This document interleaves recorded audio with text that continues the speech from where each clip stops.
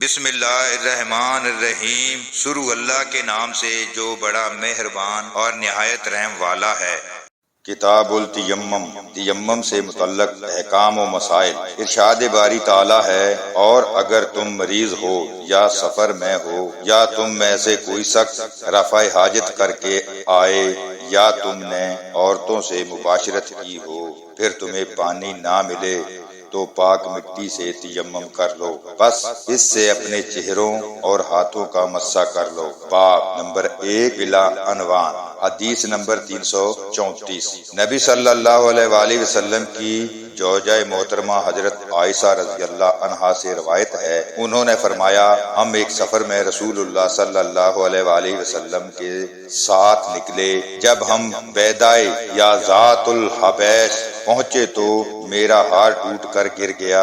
رسول اللہ صلی اللہ علیہ وآلہ وسلم نے اس کی تلاش کے لیے قیام فرمایا تو دوسرے لوگ بھی آپ کے ہمراہ ٹھہر گئے، مگر وہاں کہیں پانی نہ تھا۔ لوگ حضرت ابو بکر صدیق رضی اللہ عنہ کے پاس آئے اور کہنے لگے، آپ نہیں دیکھتے کہ عائشہ رضی اللہ عنہا نے کیا کیا؟ رسول اللہ صلی اللہ علیہ وآلہ وسلم اور سب لوگوں کو ٹھہرا لیا، اور یہاں پانی بھی نہیں ملتا اور نہ ان کے پاس پانی ہی ہے۔ یہ سن کر حضرت ابو بکر صدیق رضی اللہ عنہ آئے۔ اس وقت رسول اللہ صلی اللہ علیہ وآلہ وسلم میری ران پر سر رکھے محو استراحت تھے۔ صدیق اکبر رضی اللہ عنہ کہنے لگے، تم نے رسول اللہ صلی اللہ علیہ وآلہ وسلم اور سب لوگوں کو یہاں ٹھہرا لیا، حالانکہ یہاں پانی نہیں ہے اور نہ ہی لوگوں کے پاس ہے۔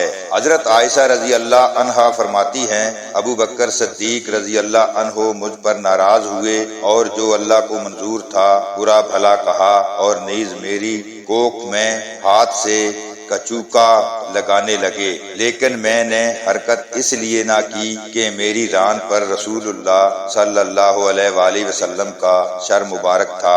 صبح کے وقت اس بے آب و مقام پر رسول اللہ صلی اللہ علیہ وآلہ وسلم بیدار ہوئے تو اللہ تعالیٰ نے آیت تیمم نازل فرما دی، چنانچہ لوگوں نے تیمم کر لیا۔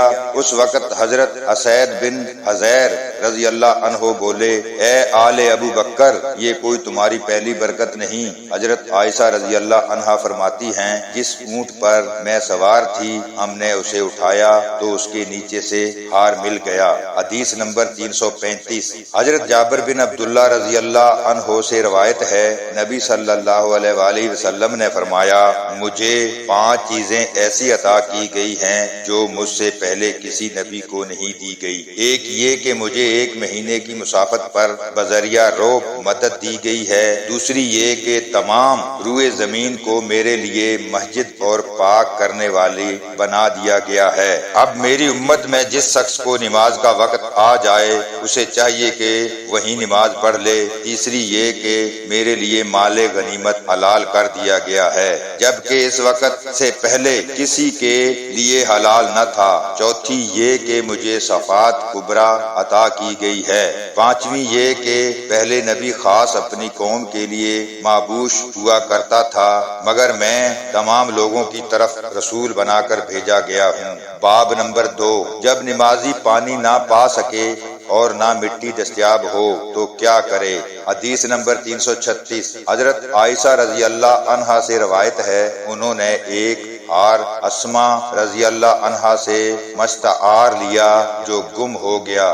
رسول اللہ صلی اللہ علیہ وآلہ وسلم نے ایک شخص کو اس کی تلاش کے لیے روانہ کیا، وہ اسے مل گیا، لیکن ان لوگوں کو نماز کا وقت ایسی حالت میں آیا کہ ان کے پاس پانی نہیں تھا، چنانچہ انہوں نے ویسے ہی نماز ادا کر لی۔ جب انہوں نے رسول اللہ صلی اللہ علیہ وآلہ وسلم کی خدمت میں شکایت کی تو اللہ تعالیٰ نے تیمم کی آیات نازل فرما دی۔ حضرت اسید بن حضیر رضی اللہ عنہ نے حضرت عائشہ رضی اللہ عنہا سے کہا، اللہ تمہیں جزائے خیر دے، اللہ کی قسم جب بھی تم پر کوئی ایسی بات آ پڑی جسے تم ناگوار خیال کرتی تھی تو اللہ تعالیٰ نے اس میں تمہارے لیے اور تمام مسلمانوں کے لیے خیر و برکت عطا فرما دی۔ باب نمبر 3، اگر پانی دستیاب نہ ہو اور نماز کے فوت ہونے کا اندیشہ ہو تو حضر میں تیمم کرنا۔ حضرت عطا بن ابی رباح بھی اسی کے قائل ہیں۔ حسن بصری رحمت اللہ نے اس مریض کے متعلق فرمایا جس کے پاس پانی ہو لیکن اسے دینے والا موجود نہ ہو وہ تیمم کر لے۔ اسی طرح حضرت ابن عمر رضی اللہ عنہ اپنی اس زمین سے واپس ہوئے جو مقام جرف میں تھی۔ مربد غنم کے مقام پر عصر کا وقت ہو گیا تو آپ نے وہیں نماز ادا کر لی۔ پھر جب مدینہ منورہ آئے تو آفتاب بلند تھا لیکن آپ نے نماز کا ادا نہیں کیا۔ حدیث نمبر 337، حضرت عبداللہ بن عباس رضی اللہ عنہ کے غلام عمیر کہتے ہیں کہ میں اور نبی صلی اللہ علیہ وآلہ وسلم کی زوجہ محترمہ حضرت میمونہ رضی اللہ عنہا کے غلام عبداللہ بن یسار ابو جہیم بن حارث بن سما انصاری رضی اللہ عنہ کے پاس آئے تو انہوں نے فرمایا نبی صلی اللہ علیہ وآلہ وسلم ایک دفعہ بئر جمل سے واپس آ رہے تھے کہ راستے میں ایک شخص ملا اور اس نے آپ کو سلام کیا لیکن نبی صلی اللہ علیہ وآلہ وسلم نے اس کا جواب نہ دیا، یہاں تک کہ آپ ایک دیوار کے پاس آئے اور اس سے اپنے منہ اور ہاتھوں کا مسح کیا یعنی تیمم فرمایا، پھر اس کے سلام کا جواب دیا۔ باب نمبر 4، جب تیمم کے لیے مٹی پر ہاتھ مارے تو کیا ہاتھوں پر پھونک ماری جا سکتی ہے؟ حدیث نمبر 338، حضرت عبد الرحمن بن ابزہ فرماتے ہیں ایک شخص حضرت عمر بن خطاب رضی اللہ عنہ کے خدمت میں حاضر ہوا اور کہنے لگا مجھے جنابت لاحق ہو گئی ہے لیکن پانی نہیں مل سکا۔ اس موقع پر حضرت عمار بن یاسر رضی اللہ عنہ نے حضرت عمر بن خطاب رضی اللہ عنہ سے کہا کیا آپ کو یاد ہے کہ ایک مرتبہ میں اور آپ دونوں سفر میں تھے اور جنبی ہو گئے تھے، آپ نے تو نماز نہیں پڑھی تھی لیکن میں نے مٹی میں لوٹ پوٹ ہو کر نماز پڑھ لی تھی، پھر میں نے نبی صلی اللہ علیہ وآلہ وسلم سے ذکر کیا تو نبی صلی اللہ علیہ وآلہ وسلم نے فرمایا تیرے لیے اتنا ہی کافی تھا، یہ فرما کر آپ نے اپنے دونوں ہاتھ زمین پر مارے پھر ان میں پھونک ماری، اس کے بعد آپ نے ان سے اپنے منہ اور ہاتھوں پر مسح فرمایا۔ باب نمبر 5، تیمم صرف چہرے اور دونوں ہتھیلیوں کے لیے ہے۔ حدیث نمبر 339، حضرت عبد الرحمن بن ابزہ رضی اللہ عنہ سے روایت ہے کہ حضرت عمار بن یاسر رضی اللہ عنہ نے تیمم کے متعلق یہ سب واقعہ بیان کیا۔ پہلی روایت کی طرف اشارہ ہے اور صوبہ ایک راوی نے اپنے دونوں ہاتھوں کو زمین پر مارا، پھر دونوں ہاتھ اپنے منہ کے قریب کیے، پھر اپنے منہ اور دونوں ہتھیلیوں پر مسح کیا۔ نظر بن شمیل کی روایت کے مطابق حضرت ابو عبد الرحمن بن ابزہ رضی اللہ عنہ کہتے ہیں حضرت عمار بن یاسر رضی اللہ عنہ نے فرمایا پاک مٹی مسلمان کا وضو ہے، پانی کی جگہ وہ مسلمان کو کافی ہوتی ہے، یعنی جب پانی دستیاب نہ ہو۔ حدیث نمبر 340، حضرت عبد الرحمن بن ابزہ رضی اللہ عنہ سے روایت ہے وہ حضرت عمر رضی اللہ عنہ کے پاس موجود تھے جب ان سے حضرت عمار رضی اللہ عنہ نے کہا ہم دونوں ایک چھوٹے لشکر میں تھے کہ دونوں کو جنابت لاحق ہو گئی۔ مزید کہا رسول اللہ صلی اللہ علیہ وآلہ وسلم نے اپنے دونوں ہاتھوں پر اتنی زور سے پھونک ماری کہ اس میں قدر لعاب دہن بھی شامل ہو گیا۔ حدیث نمبر 341، حضرت عبد الرحمن بن ابزہ رضی اللہ عنہ سے روایت ہے حضرت عمار رضی اللہ عنہ نے حضرت عمر رضی اللہ عنہ سے کہا میں مٹی میں لوٹ پوٹ ہوا، پھر نبی صلی اللہ علیہ وآلہ وسلم کی خدمت میں حاضر ہوا تو آپ نے فرمایا تجھے اپنے منہ اور دونوں ہتھیلیوں پر مسح کرنا ہی کافی تھا۔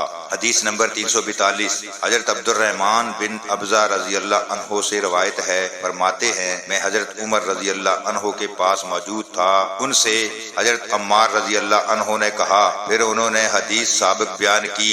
حدیث نمبر 343، حضرت عبد الرحمن بن ابزہ رضی اللہ عنہ سے روایت ہے انہوں نے کہا حضرت عمار رضی اللہ عنہ نے فرمایا پھر نبی صلی اللہ علیہ وآلہ وسلم نے اپنا ہاتھ زمین پر مارا، پھر اپنے منہ اور ہتھیلیوں پر مسح فرمایا۔ باب نمبر 6، پاک مٹی مسلمان کا وضو ہے، اور اسے پانی کے بدلے کافی ہے۔ حسن بصری رحمت اللہ نے کہا تیمم اس وقت تک کافی ہوگا جب تک دوبارہ بے وضو نہ ہو۔ حضرت ابن عباس رضی اللہ عنہ نے تیمم کی حالت میں امامت کی۔ یحییٰ بن سعید کہتے ہیں کہ سریلی زمین پر نماز پڑھنے اور اس سے تیمم کرنے میں کوئی مذائقہ نہیں۔ حدیث نمبر 344 حضرت عمران بن حسین خزائی رضی اللہ عنہ سے روایت ہے، انہوں نے فرمایا ہم ایک مرتبہ نبی صلی اللہ علیہ وآلہ وسلم کے ہمراہ سفر میں تھے اور رات بھر چلتے رہے۔ جب آخر سب ہوئی تو ہم کچھ دیر کے لیے سو گئے، اور مسافر کے نزدیک اس وقت سے زیادہ کوئی نیند میٹھی نہیں ہوتی۔ ہم ایسے سوئے کہ آفتاب کی گرمی ہی سے بیدار ہوئے۔ سب سے پہلے جس کی آنکھ کھلی وہ فلاں شخص تھا، پھر فلاں شخص اور پھر فلاں شخص۔ ابو رضا ان فلاں فلاں اور فلاں کے نام لیتے تھے لیکن اوف بھول گئے۔ پھر چوتھے حضرت عمر بن خطاب رضی اللہ عنہ جاگے، اور ہمارا دستور یہ تھا کہ جب نبی صلی اللہ علیہ وآلہ وسلم استراحت فرماتے تو کوئی آپ کو بیدار نہ کرتا تھا تاکہ آپ خود بیدار ہو جاتے، کیونکہ ہم نہیں جانتے تھے کہ آپ کو خواب میں کیا پیش آ رہا ہے۔ جب حضرت عمر رضی اللہ عنہ نے بیدار ہو کر وہ حالت دیکھی جو لوگوں پر طاری تھی اور وہ دلیر آدمی تھے تو انہوں نے با آواز بلند تکبیر کہنا شروع کی۔ سو وہ برابر اللہ اکبر بلند آواز سے کہتے رہے یہاں تک کہ ان کی آواز سے نبی صلی اللہ علیہ وآلہ وسلم بیدار ہو گئے۔ جب آپ جاگے تو لوگوں نے آپ سے اس مصیبت کا شکوہ کیا جو ان پر پڑی تھی۔ آپ نے فرمایا کچھ حرج نہیں، یا اس سے کچھ نقصان نہ ہوگا، چلو اب کوچ کرو۔ پھر لوگ روانہ ہوئے۔ تھوڑی سی مسافت کے بعد آپ اترے، وضو کے لیے پانی منگوایا اور وضو کیا۔ نماز کے لیے اذان دی گئی۔ اس کے بعد آپ نے لوگوں کو نماز پڑھائی۔ جب آپ نماز سے فارغ ہوئے تو اچانک ایک شخص کو گوشائے تنہائی میں بیٹھے دیکھا جس نے ہم لوگوں کے ساتھ نماز نہ پڑھی تھی۔ آپ نے فرمایا اے فلاں شخص، تیرے لیے لوگوں کے ساتھ نماز پڑھنے سے کون سی چیز مانع ہوئی؟ اس نے عرض کیا میں جنبی ہوں اور پانی موجود نہ تھا۔ آپ نے فرمایا تجھے پاک مٹی سے تیمم کرنا چاہیے تھا، وہ تجھے کافی تھا۔ پھر نبی صلی اللہ علیہ وآلہ وسلم چلے تو لوگوں نے آپ سے پیاس کی شکایت کی۔ آپ اترے اور حضرت علی رضی اللہ عنہ اور ایک دوسرے شخص کو بلایا۔ ابو رضا اس شخص کا نام لیتے تھے، اوف بھول گئے اور فرمایا تم دونوں جاؤ اور پانی تلاش کرو۔ چنانچہ وہ دونوں روانہ ہوئے تو راستے میں انہیں ایک عورت ملی جو اپنے اونٹ پر پانی کی دو مشکوں کے درمیان بیٹھی ہوئی تھی۔ انہوں نے اس سے دریافت کیا کہ پانی کہاں ہے؟ اس نے جواب دیا کہ پانی مجھے گزشتہ کل اسی وقت ملا تھا اور ہمارے مرد پیچھے ہیں۔ ان دونوں نے اس سے کہا ہمارے ہمراہ چل۔ اس نے کہا کہاں جانا ہے؟ انہوں نے کہا اللہ کے رسول صلی اللہ علیہ وآلہ وسلم کے پاس۔ وہ بولی وہی جسے بے دین کہا جاتا ہے؟ انہوں نے کہا ہاں وہی جنہیں تو ایسا سمجھتی ہے، چل تو صحیح۔ آخر وہ دونوں اسے رسول اللہ صلی اللہ علیہ وآلہ وسلم کے پاس لے آئے اور آپ سے سارا قصہ بیان کیا۔ حضرت عمران رضی اللہ عنہ نے کہا لوگوں نے اسے اونٹ سے اتار لیا اور نبی صلی اللہ علیہ وآلہ وسلم نے ایک برتن منگوایا اور دونوں پکھالوں یا مشکوں کے منہ اس میں کھول دیے، پھر اوپر کا منہ بند کر کے نیچے کا منہ کھول دیا اور لوگوں کو اطلاع دی کہ خود بھی پانی پیو اور جانوروں کو بھی پلاؤ۔ تو جس نے چاہا خود بھی پیا اور جس نے چاہا جانوروں کو پلایا، اور بالآخر آپ نے یہ کیا کہ جس شخص کو نہانے کی ضرورت تھی اسے بھی پانی کا ایک برتن بھر کر دیا اور اس سے کہا جاؤ اس سے غسل کرو۔ وہ عورت کھڑی یہ منظر دیکھتی رہی کہ اس کے پانی کے ساتھ کیا ہو رہا ہے۔ اللہ کی قسم جب پانی لینا بند کیا گیا تو ہمارے خیال کے مطابق وہ مشکیں اب اس وقت سے بھی زیادہ بھری ہوئی تھی جب آپ نے ان سے پانی لینا شروع کیا تھا۔ پھر نبی صلی اللہ علیہ وآلہ وسلم نے فرمایا اس عورت کے لیے کچھ جمع کرو۔ لوگوں نے کھجور، آٹا اور ستو اکٹھا کرنا شروع کر دیا، یہاں تک کہ طعام کی ایک اچھی مقدار اس کے لیے جمع ہو گئی۔ جمع شدہ سامان انہوں نے ایک کپڑے میں باندھ دیا اور اسے اونٹ پر سوار کر کے وہ کپڑا اس کے آگے رکھ دیا۔ پھر آپ نے اس سے فرمایا تم جانتی ہو کہ ہم نے تمہارے پانی میں کچھ کمی نہیں کی بلکہ ہمیں تو اللہ نے پلایا ہے۔ پھر وہ عورت اپنے گھر والوں کے پاس واپس آئی، چونکہ وہ دیر سے پہنچی تھی، اس لیے انہوں نے پوچھا ہے فلاں عورت تجھے کس نے روک لیا تھا؟ اس نے کہا مجھے تو ایک عجیب واقعہ پیش آیا اور وہ یہ کہ راستے میں مجھے دو آدمی ملے جو مجھے اس شخص کے پاس لے گئے جس کو بے دین کہا جاتا ہے۔ اس نے ایسا کیا، اللہ کی قسم جتنے لوگ اس آسمان کے اور اس زمین کے درمیان ہے، اور اس نے اپنی درمیان والی اور شہادت والی انگلی اٹھا کر آسمان اور زمین کی طرف اشارہ کیا، ان سب میں سے وہ بڑا جادوگر ہے یا وہ اللہ کا حقیقی رسول ہے۔ پھر مسلمانوں نے یہ کرنا شروع کر دیا کہ اس عورت کے ارد گرد جو مشرک آباد تھے ان پر تو وہ حملہ آور ہوتے اور جن لوگوں میں وہ عورت رہتی تھی ان کو چھوڑ دیتے۔ آخر اس نے ایک دن اپنی قوم سے کہا میرے خیال میں مسلمان تمہیں دانشتہ چھوڑ دیتے ہیں، کیا تمہیں اسلام سے کچھ رغبت ہے؟ تب انہوں نے اس کی بات قبول کی اور مسلمان ہو گئے۔ ابو عبداللہ امام بخاری رحمۃ اللہ کہتے ہیں سابعہ کے معنی ایک دین سے نکل کر دوسرے دین میں داخل ہونا ہے۔ ابو العالیہ نے کہا سابعین اہل کتاب کا ایک فرقہ ہے جو زبور کی تلاوت کرتا ہے۔ باب نمبر 7۔ جب جنبی اپنے متعلق بیماری، موت یا پیاس کا اندیشہ رکھتا ہو تو اسے تیمم کرنے کی اجازت ہے۔ حضرت عمرو بن عاص رضی اللہ عنہ کے متعلق مروی ہے کہ انہیں سردی کی رات میں جنابت لاحق ہو گئی تو انہوں نے تیمم کیا اور یہ آیت پڑھی اپنی جانوں کو قتل نہ کرو، بلا شبہ اللہ تعالیٰ تمہارے ساتھ بہت مہربان ہے۔ جب نبی صلی اللہ علیہ وآلہ وسلم سے اس کا تذکرہ کیا گیا تو آپ نے انہیں کوئی سرزنش نہیں فرمائی۔ حدیث نمبر 345۔ حضرت ابو موسیٰ اشعری رضی اللہ عنہ سے روایت ہے کہ انہوں نے حضرت عبداللہ بن مسعود رضی اللہ عنہ سے کہا اگر تمہیں جنابت کی حالت میں پانی نہ ملے تو کیا تم نماز پڑھو گے؟ حضرت ابن مسعود رضی اللہ عنہ نے جواب دیا اگر میں اس معاملے میں رخصت دے دوں تو پھر یہ ہوگا کہ جب کبھی کسی کو سردی کا احساس ہوگا تو یہی کرے گا، یعنی تیمم کر کے نماز پڑھ لے گا۔ حضرت ابو موسیٰ اشعری رضی اللہ عنہ نے فرمایا اگر یہی بات ہے تو پھر حضرت عمار رضی اللہ عنہ کا وہ قول کہاں جائے گا جو انہوں نے حضرت عمر رضی اللہ عنہ سے کہا تھا۔ حضرت ابن مسعود رضی اللہ عنہ نے جواب دیا میں تو یہ سمجھتا ہوں کہ خود حضرت عمر رضی اللہ عنہ کو حضرت عمار رضی اللہ عنہ کے قول پر اطمینان نہیں ہوا تھا۔ حدیث نمبر 346۔ حضرت شقیق بن سلمہ سے روایت ہے انہوں نے کہا میں حضرت عبداللہ بن مسعود رضی اللہ عنہ اور حضرت ابو موسیٰ اشعری رضی اللہ عنہ کے پاس تھا جب حضرت ابو موسیٰ نے حضرت ابن مسعود سے کہا اے ابو عبد الرحمن آپ کی کیا رائے ہے اگر کسی کو جنابت لاحق ہو جائے اور اسے پانی نہ ملے وہ کیا کرے؟ حضرت عبداللہ بن مسعود رضی اللہ عنہ نے جواب دیا جب تک پانی نہ ملے وہ نماز نہ پڑھے۔ حضرت ابو موسیٰ اشعری رضی اللہ عنہ نے کہا آپ حضرت عمار رضی اللہ عنہ کے اس قول کو کیا تعویل کریں گے جب نبی صلی اللہ علیہ وآلہ وسلم نے ان سے فرمایا تھا تمہیں چہرے اور ہاتھوں کا مسح کافی تھا۔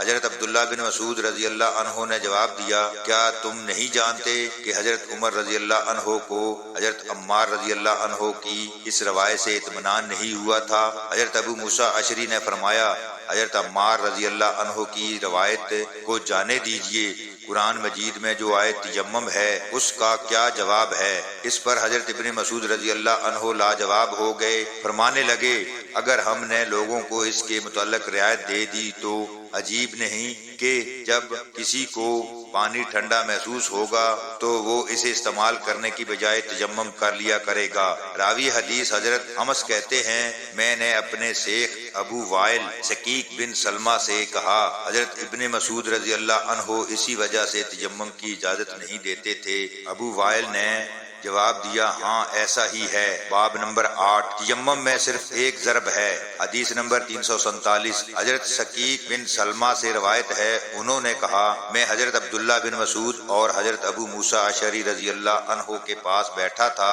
حضرت ابو موسیٰ اشعری رضی اللہ عنہ نے حضرت عبداللہ بن مسعود رضی اللہ عنہ سے کہا اگر کسی کو جنابت لاحق ہو جائے اور اسے 1 ماہ تک پانی نہ ملے تو کیا وہ تیمم نہ کر لے اور نماز پڑھے؟ حضرت ابن مسعود رضی اللہ عنہ نے فرمایا نہیں، خواہ اسے 1 ماہ تک پانی نہ ملے۔ حضرت موسیٰ اشعری رضی اللہ عنہ نے فرمایا آپ سورہ مائدہ کی اس آیت کی متعلق کیا کہیں گے؟ اگر تمہیں پانی نہ ملے تو پاک مٹی سے تیمم کر لو۔ حضرت عبداللہ بن مسعود رضی اللہ عنہ نے فرمایا اگر اس بارے میں لوگوں کو رخصت دی جائے تو اندیشہ ہے کہ لوگوں کو جب پانی ٹھنڈا محسوس ہوگا تو وہ پاک مٹی سے تیمم کر لیا کریں گے۔ حضرت ابو موسیٰ اشعری کہتے ہیں میں نے حضرت ابن مسعود سے کہا آپ اس رخصت کو اس مصلحت کے پیش نظر ناپسندیدہ قرار دیتے ہیں؟ حضرت ابن مسعود نے جواب دیا جی ہاں۔ حضرت ابو موسیٰ اشعری رضی اللہ عنہ نے کہا کیا آپ نے وہ بات نہیں سنی جو حضرت عمار رضی اللہ عنہ نے حضرت عمر رضی اللہ عنہ سے کہی تھی کہ مجھے رسول اللہ صلی اللہ علیہ وآلہ وسلم نے کسی کام پر بھیجا تھا، مجھے وہاں جنابت لاحق ہو گئی اور پانی نہ مل سکا تو میں نے چوپائے کی طرح زمین پر لوٹ پوٹ لگائی اور نماز پڑھ لی تھی۔ پھر جب میں نے نبی صلی اللہ علیہ وآلہ وسلم کے حضور عرض کیا تو آپ نے فرمایا تمہیں صرف اس طرح کر لینا کافی تھا۔ پھر آپ نے ایک بار زمین پر اپنا ہاتھ مارا، اس سے غبار کو جھاڑا، اس کے بعد اپنے ہاتھ کی پشت کا دائیں ہاتھ سے مسح کیا، اپنے بائیں ہاتھ کی پشت کا اپنے ہاتھ سے مسح فرمایا، پھر ان سے اپنے چہرے پر مسح کیا۔ حضرت عبداللہ بن مسعود رضی اللہ عنہ نے فرمایا کیا تمہیں معلوم نہیں کہ حضرت عمر رضی اللہ عنہ حضرت عمار رضی اللہ عنہ کے قول سے مطمئن نہیں ہوئے تھے؟ حضرت یعلا بن عبید نے حضرت امس سے انہوں نے شقیق سے قدر اضافے کے ساتھ روایت کو بیان کیا ہے۔ شقیق نے کہا میں عبداللہ بن مسعود اور ابو موسیٰ اشعری کے ہمراہ تھا تو حضرت ابو موسیٰ نے کہا کیا تم نے وہ بات نہیں سنی جو حضرت عمار رضی اللہ عنہ نے حضرت عمر رضی اللہ عنہ سے کہی تھی کہ رسول اللہ صلی اللہ علیہ وآلہ وسلم نے مجھے اور آپ کو کہیں باہر بھیجا تھا، اس دوران میں مجھے جنابت لاحق ہو گئی تو میں نے مٹی میں لوٹ لگائی، پھر ہم رسول اللہ صلی اللہ علیہ وآلہ وسلم کی خدمت میں حاضر ہوئے اور صورتحال سے آپ کو آگاہ کیا تو آپ نے فرمایا تمہیں صرف اس طرح کر لینا کافی تھا۔ اس کے بعد آپ نے اپنے منہ اور ہاتھ کا ایک ہی مرتبہ مسح فرمایا۔ باب نمبر 9 بلا عنوان، حدیث نمبر 348۔ حضرت عمران بن حسین خزائی رضی اللہ عنہ سے روایت ہے کہ رسول اللہ صلی اللہ علیہ وآلہ وسلم نے ایک شخص کو دیکھا جو الگ کھڑا تھا اور اس نے لوگوں کے ساتھ نماز نہیں پڑھی تھی۔ آپ نے فرمایا اے فلاں تجھے لوگوں کے ساتھ نماز ادا کرنے میں کون سا عذر مانع تھا؟ اس نے کہا اللہ کے رسول مجھے جنابت لاحق ہو گئی ہے اور میرے پاس پانی نہیں۔ آپ نے فرمایا تو مٹی استعمال کر لیتا، وہ تیری ضرورت کے لیے کافی تھی۔ اللہ تعالی ہم سب کو دین کو صحیح معنوں میں سمجھنے کی توفیق عطا فرمائے، آمین ثم آمین۔